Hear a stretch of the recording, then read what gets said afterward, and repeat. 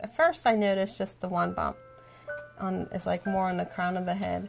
And it's one of those things that, that age, that she's like around 3, it's kind of, they're klutzy and they're falling. And I said, well, I'll just, keep a watch on it. And it was in April that I noticed when I happened to just be stroking her hair, and I felt more than just one bump, it was multiple bumps. And that just really put me on the alert.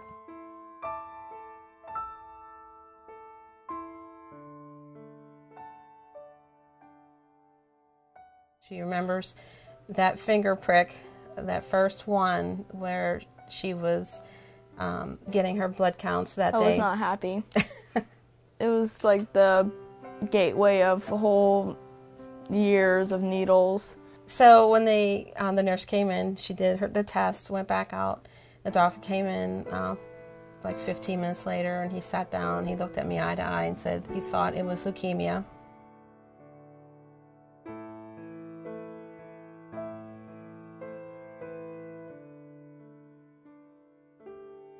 They wouldn't release her from the hospital until she was actually in remission, which she was there, I'd say, roughly 21 days. And they did have her in what they considered remission and sent her home at that point. The total chemotherapy for her lasted about 2.5 years. The very initial admission to the hospital when she was there for 21 days, being that she was pretty much just in bed, not feeling well, the chemotherapy doing its work and its effect, she wasn't up and moving very much. So a lot of times either my husband or whoever was staying with her, it could have been my mom, myself, if she had to use the restroom, it was us carrying her.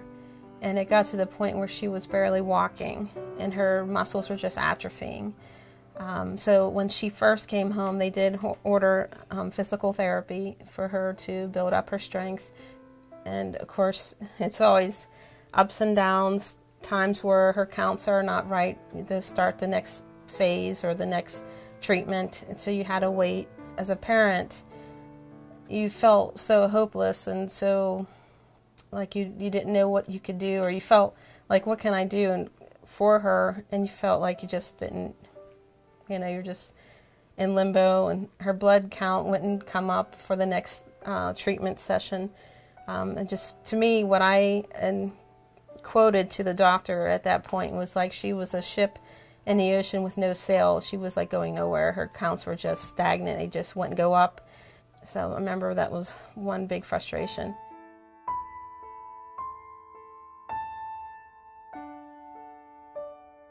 Once she was completely done with her chemotherapy, they would schedule follow-up appointments where you had to go and get checkups.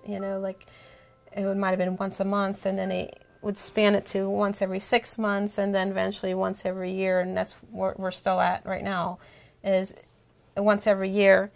When the oncologist, what he had told us is once she's been in remission for 6 years, it's almost as if she's never had leukemia, that the chances of it coming back are so slim that she's almost like a normal kid. So it's now 9 years, so it's awesome. Yeah.